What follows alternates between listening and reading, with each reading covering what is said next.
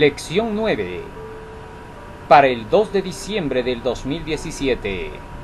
Ninguna condenación. Versículo de memoria. Ahora pues, ninguna condenación hay para los que están en Cristo Jesús, los que no andan conforme a la carne, sino conforme al Espíritu. Romanos capítulo 8, versículo 1. El apóstol Pablo nos da una buena introducción ahora en el capítulo 8, versículo 1 de Romanos. Ninguna condenación hay para los que están en Cristo Jesús. ¿A qué se refiere con esto el apóstol? El capítulo 7 ha sido el preámbulo para poder llegar a este punto. No olvidemos que la carta del apóstol Pablo no tiene capítulos ni versículos en realidad. En los escritos originales no existen tales cosas. Por tanto, esta carta debe de ser leída seguida. Tal es así que lo que empezó a decir en el capítulo 7 lo continúa en el capítulo 8. ¿Y eso qué quiere decir? Que tenemos que entender bien el capítulo 7 a fin de poder entender el capítulo 8. En el capítulo 7, hagamos un poco de memoria, habíamos visto cómo es que el apóstol Pablo nos contaba primero que era necesario morir hacia la carne, y que estar muerto a la carne era haber conocido la ley de Dios y que ésta nos haya mostrado nuestra condición pecaminosa y por tanto nos haya dado la sentencia de muerte. Tal es así que el apóstol Pablo dijo en Romanos capítulo 7 versículo 9: y yo sin la ley vivía en un tiempo, pero venido el mandamiento el pecado revivió y yo morí. Y hallé que el mismo mandamiento que era para vida, a mí me resultó para muerte, porque el pecado tomando ocasión por el mandamiento me engañó y por él me mató. Tal es así que entonces el apóstol Pablo nos muestra que cuando una persona conoce la ley de Dios y le muestra que está en pecado, inmediatamente muere. Muere porque queda condenada, ya que la paga de la transgresión de la ley es muerte, dice Romanos 6:23. Ya ese acto en el cual reconocemos que estamos en pecado y que la ley nos muestra que estamos perdidos y que estamos condenados, se le llama ser convertidos. La ley de Jehová convierte el alma, Salmo 19:7, es decir, convence de pecado, muestra la condición y hace que la persona decida hacer un cambio. Cuando la persona acepta esto de parte de la ley, entonces inmediatamente muere a su vida pasada y comienza una nueva vida. Y a eso se le llama el proceso de la justificación. Romanos capítulo 6, versículos 6 y 7 explica el apóstol Pablo: sabiendo esto, que nuestro viejo hombre fue crucificado juntamente con él, para que el cuerpo del pecado sea destruido, a fin de que no sirvamos más al pecado. Porque el que ha muerto ha sido justificado del pecado. Así también, vosotros consideraos muertos al pecado, pero vivos para Dios en Cristo Jesús, Señor nuestro. Así el apóstol Pablo nos muestra que cuando nosotros morimos por causa de que la ley nos ha mostrado nuestro pecado, ahora estamos muertos por el cuerpo de Cristo al pecado, y por lo tanto ya estamos muertos para aquella ley que nos condenaba. Esta ley, de la cual está hablando Pablo, como hemos descubierto ya en nuestros estudios anteriores, se refiere al primer pacto, en el cual no tenemos ninguna esperanza de ser perdonados, en el cual no tenemos ninguna esperanza de ser santificados. ¿Por qué? Porque la ley en el primer pacto no da opción a nada. Por lo tanto, todo aquel que peca contra la ley en el primer pacto debe morir. Y por eso estamos muertos para esa ley, la del primer pacto. Ahora nosotros vivimos para la ley en el segundo pacto. Tal es así que el apóstol Pablo nos dice claramente en el libro de Romanos, en el capítulo 7, lo siguiente. Capítulo 7 de Romanos, versículos 5 y 6. Porque mientras estábamos en la carne, las pasiones pecaminosas que eran por la ley, obraban en nuestros miembros llevando fruto para muerte. Pero ahora estamos libres de la ley, es decir, libres de la ley en el primer pacto, que nos mata y no nos da opción de poder corregirnos, por haber muerto para aquella en que estábamos sujetos bajo el primer pacto. de modo que sirvamos bajo el régimen nuevo del Espíritu, es decir, bajo el nuevo pacto, y ya no bajo el régimen viejo de la letra. Habíamos explicado que el régimen, la palabra régimen significa leyes, reglamentos, para que ya no sirvamos bajo el reglamento del viejo de la letra, sino bajo los reglamentos nuevos del Espíritu. Y el apóstol Pablo, cuando habla acerca del régimen nuevo de la letra o del régimen viejo de la letra, se está refiriendo a los dos pactos, como bien lo explica en el libro de 2 de Corintios capítulo 3 y en el versículo 6, donde hace mención precisamente de estos dos pactos, del de la letra y el del Espíritu. Dice así: el cual asimismo nos hizo ministros competentes de un nuevo pacto, no de la letra, sino del Espíritu. Porque la letra mata, mas el Espíritu vivifica. Nótese bien el paralelismo que hay entre este texto de 2 de Corintios 3:6, que nos habla acerca de la letra que mata y del Espíritu que da vida, y que estamos bajo un nuevo pacto, no de la letra, sino del Espíritu. Y luego nos dice aquí en el capítulo 7, versículo 6, de modo que sirvamos bajo el régimen nuevo del Espíritu y no bajo el régimen viejo de la letra. Muy bien. Así que el apóstol Pablo aquí está hablando de los dos pactos, el primer pacto y el segundo pacto. Y con esto nos vamos al día domingo 26 de noviembre. En Jesucristo. ¿Qué significa estar en Cristo Jesús? En Cristo Jesús es una frase muy interesante. Cuando Pablo está hablando en Cristo Jesús, está diciendo en el segundo pacto. Ahora pues, ninguna condenación hay para los que están en el segundo pacto, es decir, en Cristo Jesús, los que no andan conforme a la carne, sino conforme al Espíritu. Andar conforme a la carne significa andar bajo el primer pacto. Andar conforme al Espíritu significa estar bajo el segundo pacto. Ahora, no olvidemos qué cosa es el primer pacto y el segundo pacto, porque si olvidamos esto tampoco no vamos a entender a qué nos estamos refiriendo con primer pacto, segundo pacto. Hay muchos que no saben acerca de esto. El primer pacto fue cuando Dios le dio la ley a los israelitas en el monte Sinaí y les dijo: tienen que obedecer esta ley para ser mi pueblo especial y para obtener la vida eterna. Era la condición para salvarse. Haz y vivirás. Pero ahora, en ese primer pacto no se les dio la oportunidad de que si cometían algún error eran perdonados o que estos recibirían el apoyo para ser transformados. No habían esas promesas. Dos promesas que luego se aditaron al segundo pacto. Como no habían esas promesas, los israelitas pecaron y ya no tenían segunda opción. Así que entonces Dios hace un segundo pacto con los israelitas en el cual les promete el perdón y la transformación de sus vidas, tal como también nos lo relata la Biblia en el libro de Éxodo capítulo 34 versículos 5 hasta el 9. Y nos dice sobre esto el libro de Patriarcas y Profetas en relación al primer pacto y al segundo con sus promesas lo siguiente. Los términos del pacto antiguo eran: obedece y vivirás. El hombre que los hiciere vivirá en ellos. Ezequiel 20:11, Levítico 18:5. Pero maldito el que no confirmare las palabras de esta ley para cumplirlas. Deuteronomio 27:26. El nuevo pacto se estableció sobre mejores promesas. La promesa del perdón de los pecados y de la gracia de Dios para renovar el corazón y ponerlo en armonía con los principios de la ley de Dios. Este es el pacto que haré con la casa de Israel después de aquellos días, dice Jehová. Daré mi ley en sus entrañas, y la escribiré en sus corazones, y perdonaré la maldad de ellos, y no me acordaré más de su pecado. Jeremías 31, 33 y 34.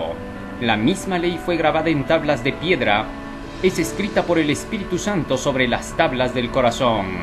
Patriarcas y Profetas, página 389, capítulo 32. Cristo no disminuye las exigencias de la ley. En un lenguaje inconfundible presenta la obediencia a ella como la condición de la vida eterna, la misma condición que se requería de Adán antes de su caída. El requisito que se ha de llenar bajo el pacto de la gracia es tan amplio como el que se exigía en el Edén, la armonía con la ley de Dios que es santa, justa y buena.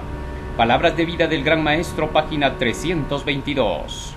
Ahora bien, habiendo entendido entonces los dos pactos, cuando el apóstol Pablo dice, ahora ya no hay condenación para los que andan conforme al segundo pacto, nos está diciendo en otras palabras, ahora la ley ya no te va a dar la condenación, sino que más bien ahora puedes pedir el perdón de tus pecados y empezar una vida nueva en la cual vas a llegar a obedecer los mandamientos de Dios. Eso significa el texto de Romanos 8:1. Por eso lo leemos ahora sí. Ahora pues, ninguna condenación hay para los que han entrado en el segundo pacto, los que ya no viven tratando de obedecer la ley sin la ayuda del perdón y la transformación hecha por el Espíritu, o hecha por la palabra. Aquí viene un segundo punto que necesitamos entender. Cuando habla del segundo pacto por el Espíritu, se está refiriendo a la Biblia. La Biblia es el segundo pacto, ¿correcto? Los escritos de la palabra del Señor, todos desde Génesis hasta el Apocalipsis, son todas las enseñanzas del segundo pacto. Y en el libro de Éxodo se nos cuenta que el primer pacto solo fue cuando se dio los 10 mandamientos. Es decir, que en el libro de la Biblia que es del segundo pacto, se hace mención del primer pacto, para que nosotros entendamos que por ese primer pacto somos convencidos de pecado, para que podamos acogernos al segundo pacto, donde está la ley de Dios, que ya no nos condena, sino que nos enseña ahora la necesidad de caminar con Cristo. ¡Qué maravilloso! Así es como entendemos fácilmente la palabra del Señor, siguiendo exactamente lo que dicen los textos bíblicos. Nos dice sobre esto también el espíritu de profecía lo siguiente: todo aquel que rehúse entregarse a Dios está bajo el dominio de otro poder. No es su propio dueño. Puede hablar de libertad, pero está en la más abyecta esclavitud. Mientras se lisonjea de estar siguiendo los dictados de su propio juicio, obedece la voluntad del príncipe de las tinieblas. Cristo vino para romper las cadenas de la esclavitud del pecado para el alma. Deseado de todas las gentes, 431. Así claramente nos dice el espíritu de profecía: todos aquellos que quieren seguir los dictados de su propio juicio, es decir, no siguen la palabra para obedecer la ley, sino que ellos quieren hacerse santos por su propio conocimiento, sabiduría, lo que les sale de la cabeza. Eso es el primer pacto. Los que intentan hacer lo correcto, pero con su propia sabiduría, es decir, bajo su propia opinión. Y a veces terminan diciendo: es que el Espíritu me conduce, yo no necesito leer la Biblia para que yo tenga que saber. Él me habla, me dirige, viene a mi mente y me dice lo que tengo que hacer. No, Señor, así no actúa el Espíritu Santo. Eso es un tremendo error. Muy bien, y con esto nos vamos al día lunes 27 de noviembre. Lo que la ley no puede hacer. Romanos capítulo 8, versículo 3 y 4. Nos dice la Escritura en relación a esto. Y aquí podemos leer el versículo 2 primero.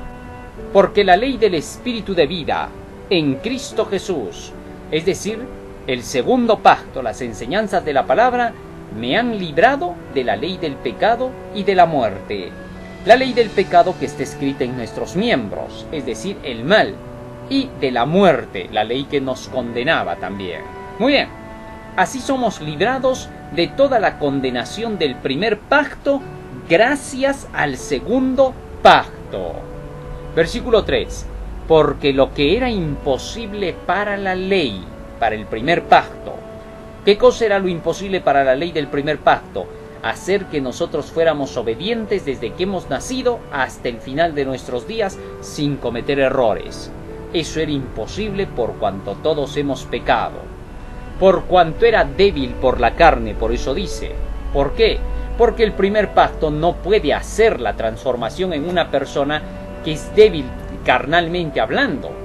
Todos nosotros, como no tenemos el Evangelio dentro de nosotros, somos débiles. Estamos sometidos a nuestra carne. Nuestra carne solo pide lo que ha heredado de nuestros padres, la pecaminosidad. Tal es así que cuando queremos obedecer la ley en el primer pacto de los 10 mandamientos, solo sale a relucir de nuestra mente y de nuestro corazón lo que tenemos dentro. No podemos cumplir, eso es un imposible. Nadie puede cumplir la ley en el primer pacto, ni Adán pudo.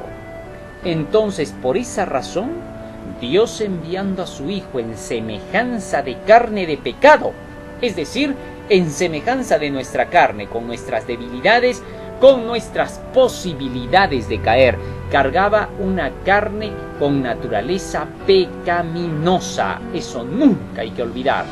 Naturaleza pecaminosa, es decir, una naturaleza que era posible de ser tentada. Así dice Hebreos capítulo 4, versículo 14 y 15. Fue tentado en todo como nosotros, pero sin pecado.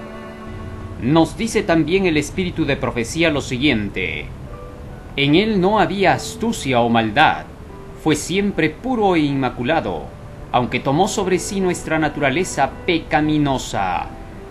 Revista Heraldo, 15 de diciembre de 1896. Él tomó sobre su naturaleza sin pecado nuestra naturaleza pecaminosa, para que pudiera conocer cómo socorrer a aquellos que son tentados. Ministerio Médico 181. Él tomó la naturaleza humana y llevó las debilidades y la degeneración del hombre. Mensajes Selectos, tomo 1, página 314. Y luego sigue diciendo: Dios enviando a su Hijo en semejanza de carne de pecado, y a causa del pecado, condenó al pecado en la carne. Ahora, Jesucristo al venir en forma humana, con todas nuestras debilidades, a causa del pecado, condenó al pecado en la carne. Es decir, logró derrotarlo al pecado. Y ahora, Él nos regala esa obediencia. Él cumplió el primer pacto por nosotros. Qué interesante, ¿no? Él obedeció el primer pacto por nosotros. Y ahora en el segundo pacto, Él se pone como alguien que acredita nuestra obediencia en medio de nuestras luchas y a veces errores en los que caemos. Igual somos perdonados hasta que podamos obedecer. Dice el texto: si alguno hubiere pecado, abogado tenemos para con el Padre a Jesucristo el justo. El justo cae 7 veces y se levanta. Son textos, 1 de Juan 2:1, que nos ayudan a comprender que sí podemos obedecer la ley bajo el segundo pacto, bajo la gracia, porque en Jesucristo tenemos perdón cuando cometemos errores en el intento de obedecer la ley. Así que, por la muerte de Cristo se ha hecho posible la obediencia a la ley de Dios, para que podamos salvarnos. Porque el mayor error y mentira y engaño que puede poner Satanás en las mentes humanas es hacerles creer que por obedecer la ley no se van a salvar, que ya no necesitan obedecer la ley para salvarse. Ese es el mayor engaño satánico, porque si el hombre pudiera salvarse sin obedecer la ley, entonces Satanás logró en la tierra lo que no logró en el cielo: anular la vigencia de la ley y la obligación de tener que obedecerla para poder salvarse.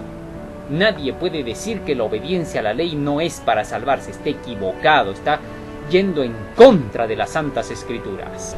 Nos dice sobre esto también el espíritu de profecía lo siguiente: entonces, hombres y mujeres verán que el prerequisito de su salvación es obediencia a la perfecta ley de Dios.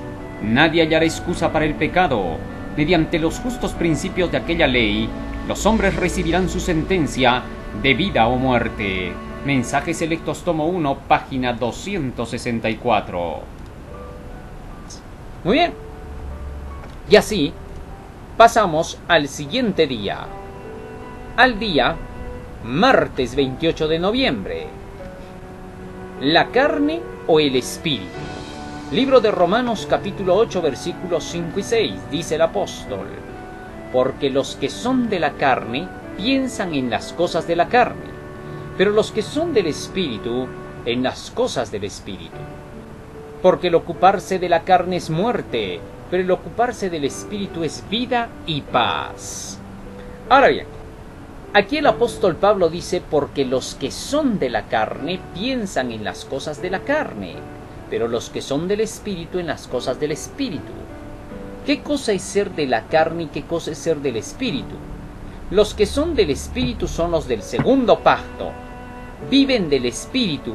Ser del Espíritu, que quede bien claro. San Juan capítulo 6 versículo 63 dice: las palabras que yo os he hablado son espíritu y son vida. Así que los que son de la palabra, los que viven de la palabra, se ocupan de las cosas de la palabra. ¿Por qué? Porque esta palabra les da las instrucciones de la nueva vida, les enseña cómo tienen que vivir ahora, y ellos viven de toda palabra que sale de la boca de Dios.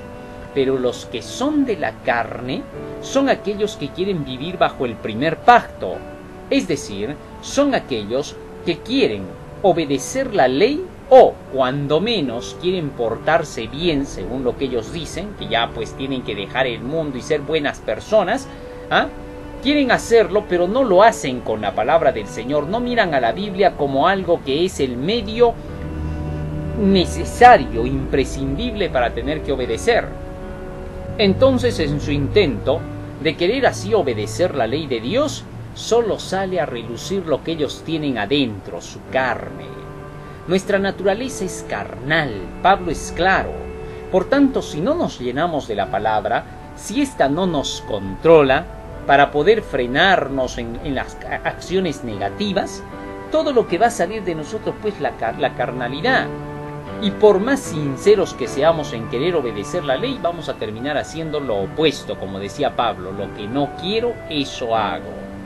Así que entonces, con esto Pablo está diciendo lo siguiente: porque los que quieren obedecer la ley bajo el primer pacto, no pueden, porque solo hacen lo que su carne les pide. Pero los que siguen la palabra, para poder obedecer la ley, a través del segundo pacto, son los que sí alcanzan a ocuparse de lo espiritual.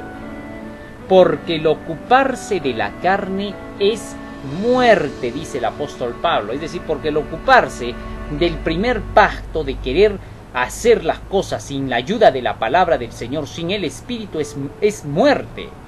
Pero el ocuparse del Espíritu, del segundo pacto, a través del estudio de la palabra, es vida y paz. Las palabras que yo os he hablado son espíritu y son vida y paz. La paz: ojalá miraras tú a mis mandamientos, sería entonces tu paz como un río, tu justicia como las ondas del mar. Isaías 48, 18. Así que por el Espíritu llegamos a alcanzar precisamente eso. ¡Qué interesante! Y esto nos lleva al siguiente día. Miércoles 29 de noviembre, Cristo en ti. Ahora, el apóstol Pablo nos habla de la necesidad que tenemos de que Cristo more en nosotros. En el libro de Romanos, en el capítulo 8, versículo 9 al 14, el apóstol Pablo va a explicar detenidamente qué cosa es vivir en el Espíritu. Romanos capítulo 8, versículo 9 hasta el 11. Mas vosotros, dice, no vivís según la carne, sino según el Espíritu. Porque el versículo 6 dice: porque el ocuparse de la carne es muerte, pero el ocuparse del Espíritu es vida y paz. Por cuanto los deseos de la carne están en enemistad contra Dios, porque no se sujetan a la ley de Dios, ni tampoco pueden. Vale decir, todo lo que tenemos en la mente, nuestros pensamientos, gustos, deseos, todo cuanto queramos hacer, sin ceñirnos a lo que enseña la palabra que debemos hacer, es simple y llanamente guerra contra la ley de Dios. Así que si queremos obedecer la ley de Dios bajo el primer pacto, vale decir, con nuestra mente carnal, no podremos hacerlo, porque acá dice, ni tampoco pueden. Así que los que viven según la carne no pueden agradar a Dios. Así que bajo el primer pacto no puedes, hermano mío, agradar a Dios. Tienes que agarrar tu Biblia y empezarla a estudiar y a vivir del Espíritu, para que puedas obedecer. Pero vosotros, les dice ahora a los seguidores de Cristo, no vivís según la carne, sino según el Espíritu, es decir, estáis bajo el segundo pacto. Y luego aclara, claro, si es que el Espíritu de Dios mora en vosotros, es decir, si es que la palabra de Dios mora en vosotros, si estáis en el segundo pacto en realidad. Y si alguno no tiene el Espíritu de Cristo, es decir, las enseñanzas de Cristo, no es de él. El Espíritu de Cristo. Se nos dice en el libro de Primera de Pedro capítulo 1 versículo 10 y 11 que el Espíritu de Cristo estaba en los profetas que escribieron las Escrituras en antigüedad. Y en Segunda de Pedro capítulo 1 versículo 20 y 21 se nos dice que los santos hombres de Dios hablaron siendo inspirados por ese Espíritu de Cristo. Así que entonces, el que no tiene el Espíritu de Cristo es aquel que no tiene el conocimiento de la palabra en él, y por lo tanto no podrá vencer. Pero si Cristo está en vosotros, ¿cómo está Cristo en nosotros? ¿Cómo entra en nosotros Cristo? A través de su palabra, por sus enseñanzas, Cristo mora en nosotros. Él mismo viene a estar dentro de nosotros porque Él está diciéndonos lo que Él es. San Juan 14:23 por eso dice, San Juan capítulo 14 versículo 23 dice, respondió Jesús y le dijo, el que me ama, mi palabra guardará, y mi Padre le amará, y vendremos a él y haremos morada con él. Así que entonces, cuando nosotros leemos la Biblia y nos llenamos del conocimiento de esta, Cristo mora en nosotros. Y Pablo dice en el versículo 10, pero si Cristo está en vosotros y su palabra está en vosotros, en otras palabras, el cuerpo en verdad está muerto a causa del pecado, es decir, la ley nos mató, pero el espíritu, nuestra mente, vive a causa de la justicia. El espíritu, dice el apóstol Pablo en el libro de Efesios capítulo 4 versículo 23, ya renovaros en el espíritu de vuestra mente. ¿Qué significa eso? Que nuestra mente es el espíritu. Y aquí el apóstol Pablo dice que nuestra carne ya está muerta a causa del pecado, es decir, ya no le hagas caso a tu carne, olvídate de los deseos de ella ni nada.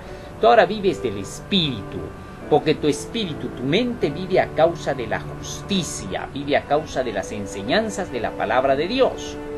Y si el espíritu de aquel que levantó de los muertos a Jesús mora en vosotros, es decir, Dios levantó a su Hijo con su palabra, porque estaba prometido en su palabra que Cristo resucitaría.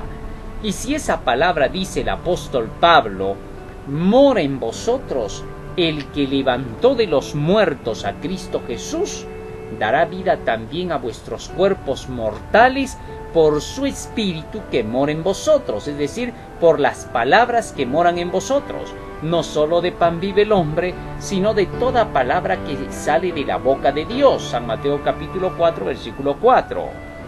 Así que, hermanos, dice el apóstol Pablo, somos deudores no a la carne para que vivamos conforme a la carne. Y esto nos lleva al siguiente día, jueves 30 de noviembre, el espíritu de adopción. Interesante esta parte. ¿Qué es este espíritu de adopción? ¿Cómo trabaja en nosotros? Porque es gracias al espíritu que se logra la victoria sobre el pecado, nos dice el apóstol Pablo, es decir, bajo el segundo pacto. Romanos capítulo 8, versículo 12 hasta el versículo 15 nos dice, así que, hermanos, deudores somos no a la carne, para que vivamos conforme a la carne, es decir, no sigamos lo que nosotros tenemos como conocimiento, lo que hemos aprendido en el colegio, la universidad, en la vida del mundo, nuestra experiencia de vida. Hagámosla que muera, que ya no sirva para nada, porque en realidad no sirve pues para nada, ¿no? Porque eso solamente ha sido los rudimentos que nos han dado en nuestro mundo para hacernos creer pues que así es la vida, ¿no? Nada de eso, ya no somos deudores a nada de eso, eso no nos da vida, sino ahora hay que vivir conforme al Espíritu. Versículo 13. Porque si vivís conforme a la carne, moriréis. Pero si por el Espíritu hacéis morir las obras de la carne, viviréis. Es por el Espíritu, por la palabra de Dios que tenemos que hacer morir las obras de la carne. Obviamente, santifícalos en tu verdad, tu palabra es la verdad, dice el texto bíblico, San Juan 17:17. Porque todos los que son guiados por el Espíritu de Dios, estos son los hijos de Dios. Todos los que son guiados por la palabra de Dios son llamados los hijos de Dios. San Juan 1:12 dice claramente: a todos los que creen en su nombre les dio la potestad de ser hechos hijos de Dios. Pues no habéis recibido el espíritu de esclavitud para estar otra vez en temor. ¿Cuál es ese espíritu de esclavitud para estar otra vez en temor? Es esa enseñanza que nos lleva a vivir bajo el primer pacto, en la cual estamos en temor. ¿Temor de qué? De que al cometer un error estemos perdidos porque ya no hay oportunidad.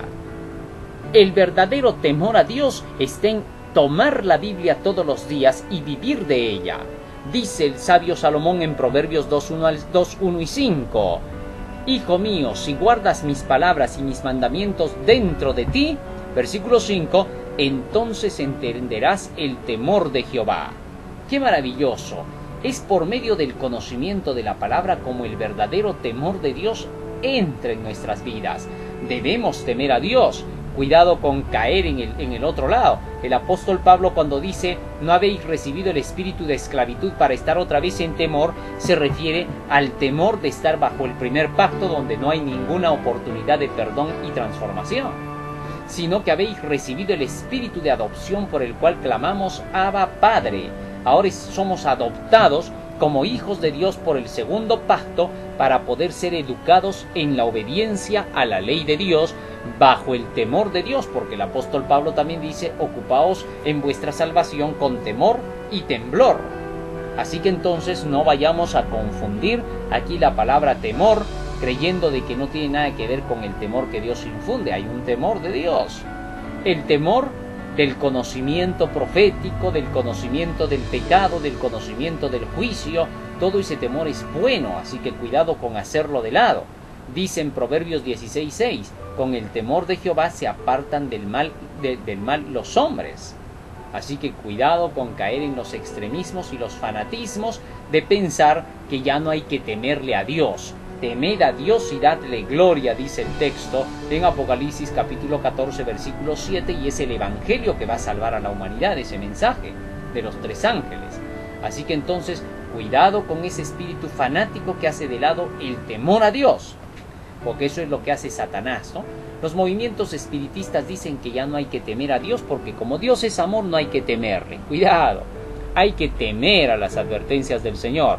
El que no teme a las advertencias de Dios está como Satanás, que se lo enfrenta a Dios y al final sale perdiendo. Finalmente el apóstol Pablo dice: el Espíritu mismo da testimonio a nuestro espíritu de que somos hijos de Dios. Ahora, ¿cómo es eso de que el Espíritu mismo da testimonio a nuestro espíritu? No es que se nos vengan palabritas a la cabeza, ni que algo nos venga de pronto a la mente diciendo: ah, sí, tú eres hijo de Dios, ya sientes que eres. Los sentimientos ni las emociones, ni aún tampoco vocecitas en la cabeza nos van a decir de que somos hijos de Dios. Por favor, eso no sirve, no vale. Muchos han creído que eran hijos de Dios cuando estaban haciendo lo malo, y muchos que estaban haciendo lo correcto por esa vocecita que de repente han escuchado que no era la del Espíritu de Dios, están diciendo: ya no somos hijos de Dios. La voz del Espíritu de Dios que te habla a la mente, esa vocecita que debe existir y que es del Espíritu Santo, es la que te habla sobre la base de la palabra. El Espíritu mismo, la palabra misma, da testimonio a nuestro espíritu, a nuestra mente, de que somos hijos de Dios. ¿Cómo así? Cuando vas estudiando la palabra del Señor, esta te va mostrando si en verdad estás en armonía con ella o no. Si estás en armonía con lo que dicen las Escrituras, entonces el Espíritu mismo te da testimonio de que eres hijo de Dios. Así que cuidado con la idolatría mental. Versículo 17. Y si hijos, también herederos, herederos de Dios y coherederos con Cristo, es decir, hermanos con Cristo para recibir la herencia que Él recibe. Él dice: me he sentado con mi Padre en su trono, al que venciere yo también le daré que se siente conmigo en mi trono. Apocalipsis 3:21. Si es que ahora viene un detalle que nunca hay que olvidar. En este mundo, el caminar con Cristo, el hacer lo que dice la palabra, no nos va a traer pues muchos amigos, ¿no? Tal es así que por seguir tú la Biblia, vas a sentir la presión de aquellos que son enemigos de Dios. Van a hablar mal de ti, te van a perseguir, van a inventar cosas, hasta en la misma iglesia, los que no estudian la Biblia y viven bajo el primer pacto judaizando, es decir, no quieren seguir la Biblia porque según ellos no necesitan obedecer la Biblia para salvarse, que ellos ya están salvos solo por gracia, solo por fe, solo porque creen en Cristo, estos te van a perseguir y van a decir toda suerte de mal contra ti mintiendo. Gózate y alégrate porque así hicieron con los profetas que fueron antes de ti.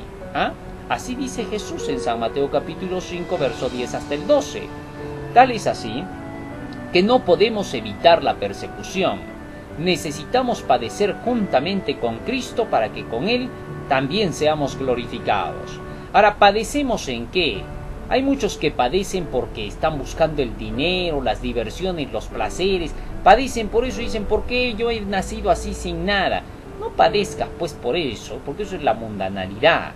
Padecemos juntamente con Cristo cuando seguimos lo que dice la Biblia, y por hacer lo que dice la Biblia somos maltratados. Ese es el padecimiento en Cristo. Pues tengo por cierto, dice Pablo, que las aflicciones del tiempo presente, es decir, todo aquello que se oponen a mí, que yo sigo de la Biblia, no son comparables con la gloria venidera que en nosotros ha de manifestarse. Qué interesante lección de esta semana. Y con esto nos vamos al viernes 1 de diciembre, para estudiar y meditar, dice el Espíritu de Profecía. El plan de salvación no ofrece a los creyentes una vida libre de sufrimientos y pruebas antes de llegar al reino. Por el contrario, les pide que sigan a Cristo en la misma senda de abnegación y vituperio. Por medio de estas pruebas y persecuciones, el carácter de Cristo se reproduce y revela en su pueblo. Nuestra participación en los sufrimientos de Cristo nos educa y disciplina y nos prepara para compartir la gloria del mundo venidero.